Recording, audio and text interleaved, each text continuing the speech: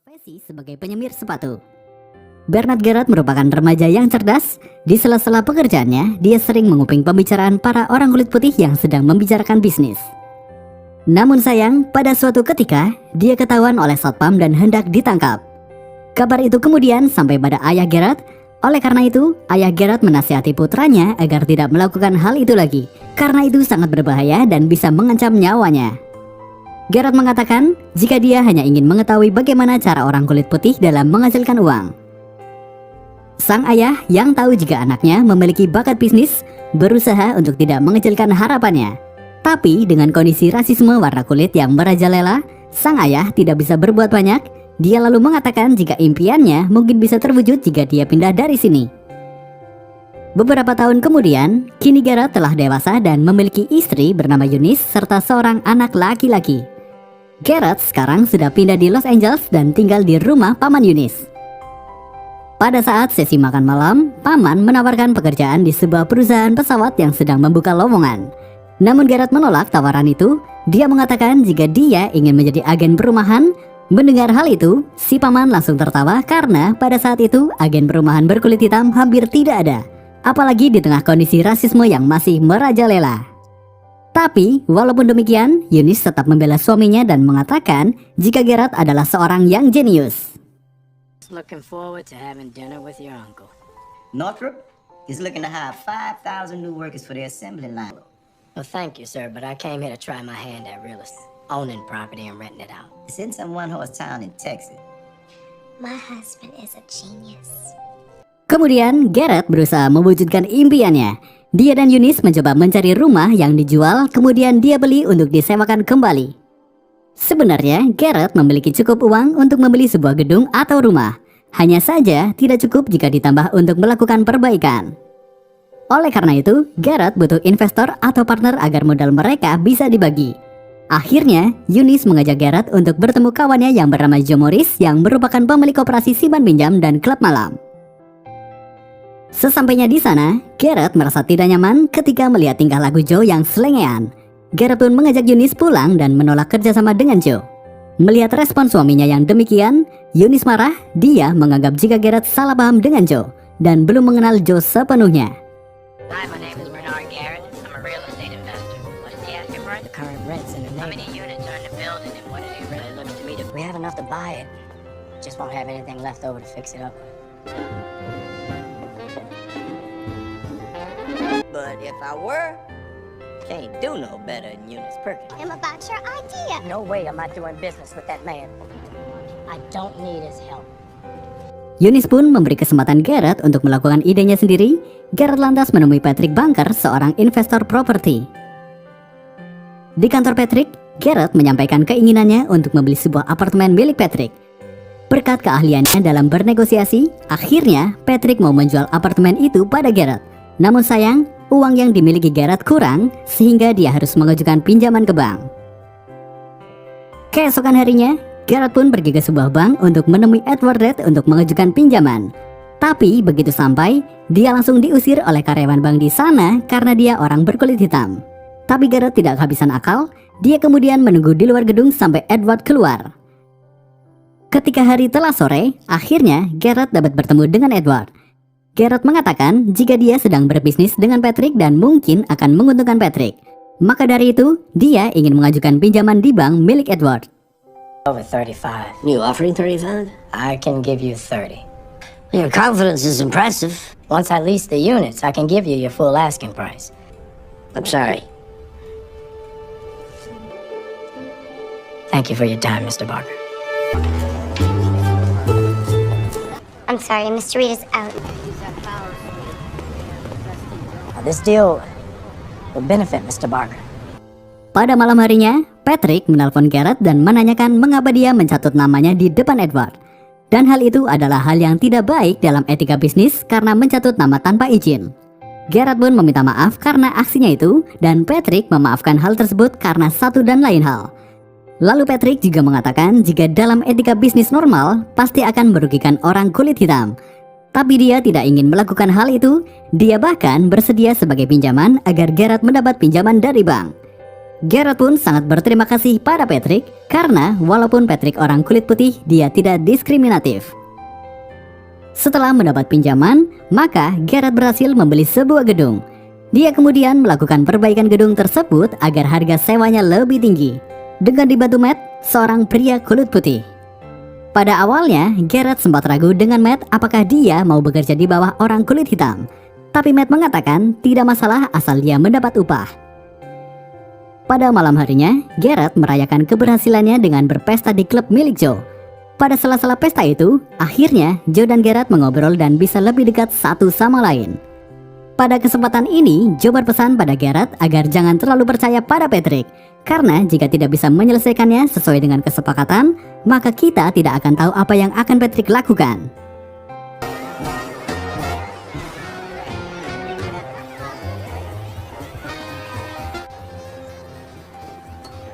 Come on, go outside, Tom.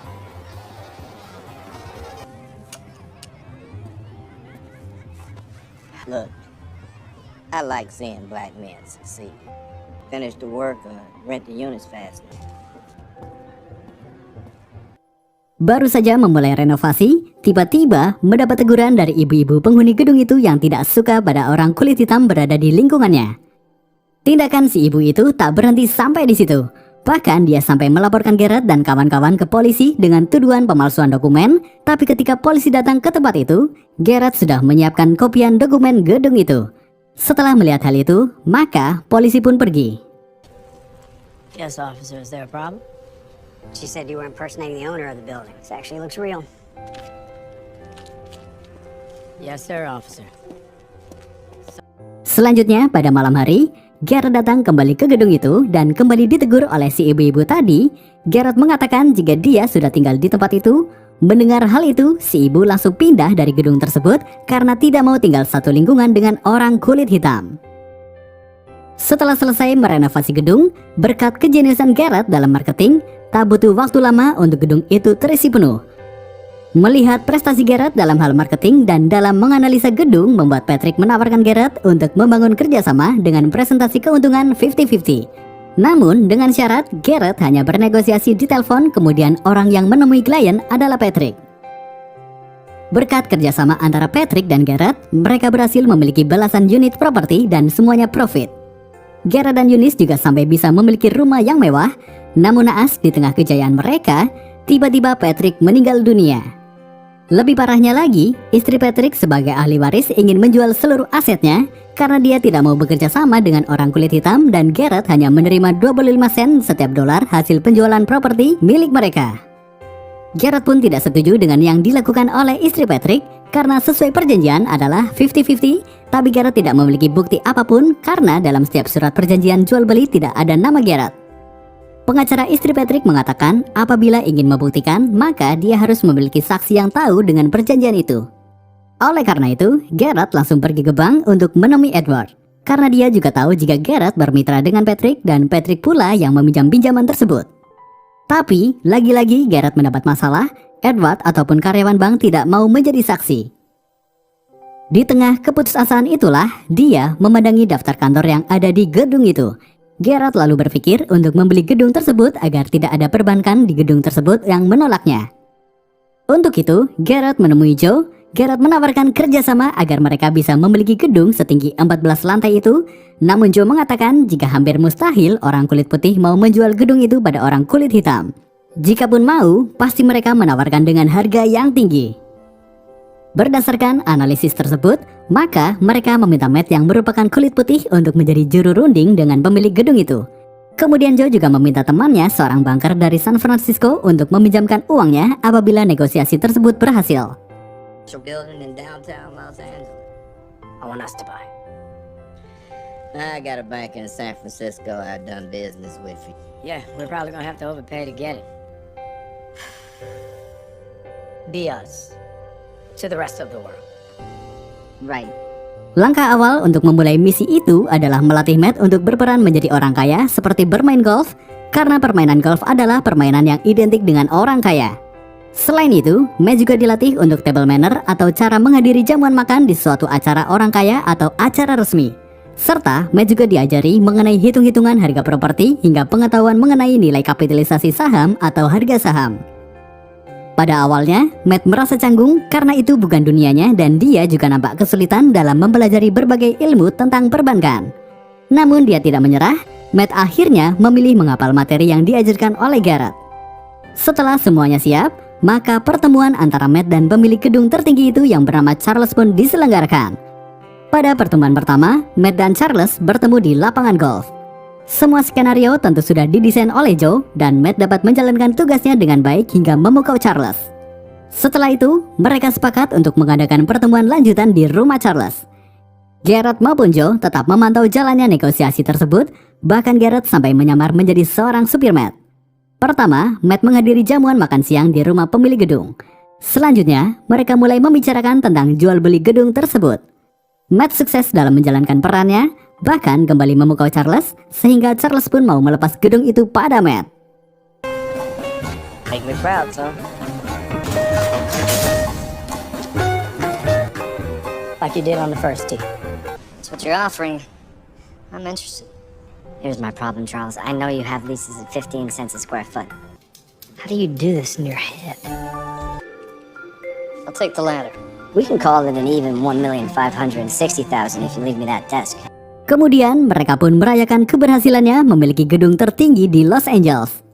Dalam operasionalnya, Matt bertindak sebagai pengelola mengatasnamakan pemilik, sedangkan Joe dan Garrett menjadi mitra Matt. Dan sejak itu, di Los Angeles mulai terjadi pemerataan ekonomi antara orang kulit putih dengan orang kulit hitam. Setelah berhasil menjadi orang kaya di Los Angeles, Garrett dan keluarga pergi ke Texas untuk menjenguk orang tuanya. Orang tuanya sangat bangga dengan apa yang dia capai. Kemudian di sana dia juga menyempatkan untuk berjalan-jalan dengan mengajak putranya. Di Texas, Garrett masih melihat perbedaan yang cukup jauh antara orang kulit putih dan orang kulit hitam, di mana terlihat jelas rumah-rumah orang kulit hitam yang kumuh sedangkan orang kulit putih yang mewah. Selain itu, ketika Garrett ingin menyemir sepatunya, dia ditolak oleh tukang semir karena Garrett orang kulit hitam. Selanjutnya, Garrett ingin mengubah perekonomian para orang kulit hitam, maka dia mengajak Joe untuk membeli bank Midland di Texas. Joe awalnya tidak setuju dengan ide Garrett karena di Texas sentimen terhadap ras kulit hitam masih sangat tinggi. Tapi karena Garrett bersikeras ingin membeli bank di Texas, akhirnya Joe setuju untuk membeli bank tersebut. Matt lalu diutus oleh Joe dan Garrett untuk bernegosiasi dengan pemilik bank Midland. Singkat cerita, Matt berhasil meyakinkan pemilik bank Midland untuk menjualnya pada Matt. Berdasarkan kesepakatan, yang menjadi presiden direktur di bank tersebut adalah Matt, sedangkan anak pemilik bank yang lama yang bernama Florence tetap bekerja di bank tersebut. Directly to you as the new bank president, Mr. Stein. But this is the investment they're closing today. You are now the owner of your hometown bank. Bernard dan Joe lalu menggandeng tokoh agama dari ras kulit hitam untuk menjadi nasabah mereka. Namun mereka juga berpesan agar dilakukan jangan terlalu mencolok karena masih kuatnya rasisme di Texas. Seiring berjalannya waktu rencana Garrett, perekonomian warga kulit hitam mulai berubah.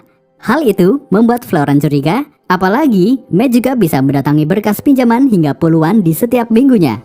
Florence kemudian mengikuti kemana Matt pergi. Tak hanya itu, dia juga mengecek berkas para peminjam di bank tersebut. Tak puas dengan itu, Florence juga sampai mengecek ke alamat para peminjam dan mewawancarai mereka. Dari investigasi yang dilakukan Florence, dia akhirnya tahu jika Bank Midland meminjamkan uang pada para orang kulit hitam. Mendapati fakta itu, Florence marah pada Matt. Apalagi setelah dia tahu jika pemilik dari Bank Midland yang sesungguhnya adalah dua orang kulit hitam. Florence mengatakan jika mereka telah menipunya dan juga ayahnya. Namun Garrett mengatakan jika ayah Florence sudah tahu dengan hal itu dan nama Garrett serta Joe juga ada dalam surat perjanjian. Florence yang kesal lalu mengatakan akan ada biro audit dari Kementerian Keuangan. Dengan demikian, Matt, Garrett, dan Joe berdiskusi untuk menghadapi pemeriksaan itu. Matt lalu menyarankan agar mereka membeli bank satu lagi untuk menyembunyikan pinjaman. Bank itu bernama Bank Marlin. Setelah itu, Matt akan memindahkan pinjaman orang kulit hitam dari Bank Midland ke Bank Marlin sebelum pemeriksaan dilakukan. Selanjutnya, mereka bertiga melakukan analisis pada Bank Marlin. Matt mengatakan jika Bank Marlin memang lebih kecil dibanding Bank Midland, tapi Bank Marlin memiliki prospek profit yang lumayan tinggi. Namun, Joe dan Garrett masih ragu karena mereka punya kesibukan masing-masing sehingga tidak mungkin mengcover dua bank sekaligus di Texas. Akan tetapi, Matt mengatakan jika ini kesempatannya untuk menjadi orang sukses seperti yang Joe dan Garrett ajarkan. Dengan mempertimbangkan segala resikonya, akhirnya Joe dan Garrett setuju untuk membeli Bank Marlin. Okay, the Bank of Marlin is small. I can move all the Negro loans we made at Mainland to Bank of Marlin. Joe and I don't have $274,000 in cash laying around. We used that extra million in deposits to purchase loans from an aggregator. Overseeing our properties there. To resign and go back to LA. We gotta buy a kid with 90 days of banking experience his own goddamn bank. Namun Garrett tak mau melepas Matt begitu saja. Dia lantas menyuruh Eunice untuk mengawasi Matt yang menduduki presiden direktur di Bank Marlin dengan menyamar sebagai cleaning service. Tak hanya itu, Garrett dan saudaranya juga melakukan survei secara diam-diam kepada calon nasabah Bank Marlin dan menyerahkan profil calon nasabah itu pada Matt agar Matt mudah dalam menyetujui berkas pinjaman. Selain itu, Garrett juga meminta Matt untuk menghubungi pengacaranya untuk membantu Matt. Setelah beberapa lama skenario berjalan dengan baik, tiba-tiba ada hal yang terjadi di luar rencana, di mana Biro Audit Kementerian Keuangan bukan datang ke Bank Mainland, tapi malah datang ke Bank Marlin. Oleh karena itu, Matt segera menghubungi Garrett. Garrett pun kaget karena berdasarkan jadwal yang seharusnya diaudit adalah Bank Mainland itu pun bulan depan.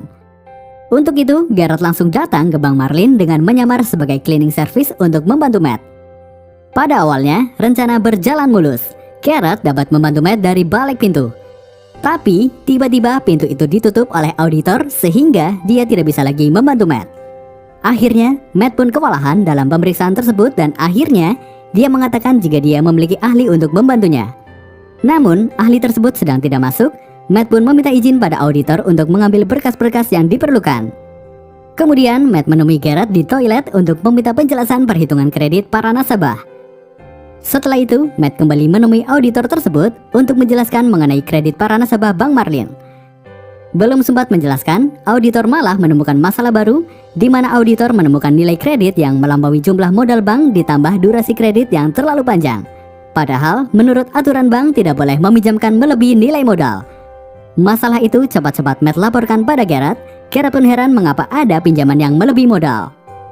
Setelah ditelisik, ternyata Matt menggunakan pengacara yang direkomendasikan oleh Florence, bukan menggunakan pengacara yang Garrett suruh. Di sini Florence sengaja menipu Matt agar Bank Marlin bangkrut. Akibat kesalahan tersebut, Garrett dan Joe menderita kerugian mencapai hampir $300.000 Amerika Serikat. Kejadian ini mengingatkan Garrett bahwa tidak mudah untuk bisnis di Texas untuk orang kulit hitam. Kemudian, Garrett memerintahkan Matt untuk fokus mengurusi Bank Mainland serta menjaga stabilitas di bank tersebut dan Bank Marlin akan dijual. Namun Matt menolak hal tersebut karena Bank Marlin adalah impiannya untuk memiliki sebuah perusahaan. This loan's gonna have to be sold off immediately. Well, that loan is for $21,000. I'll be right back. Did you look at the goddamn loan? Yes. Oh, we could sue the bastards. You can, Matt, but we can't. Beberapa lama kemudian, teman Joe yang ada di San Francisco mengabarkan jika Matt telah melunasi semua hutang orang kulit hitam di Bank Marlin dengan mengambil uang di Bank Mainland. Hal itu tentu membuat Garrett kaget karena dapat membahayakan dua bank sekaligus. Untuk itu, Garrett dan Joe langsung menemui Matt untuk memarahinya karena aksi yang dia lakukan dapat meninggalkan kedua bank tersebut.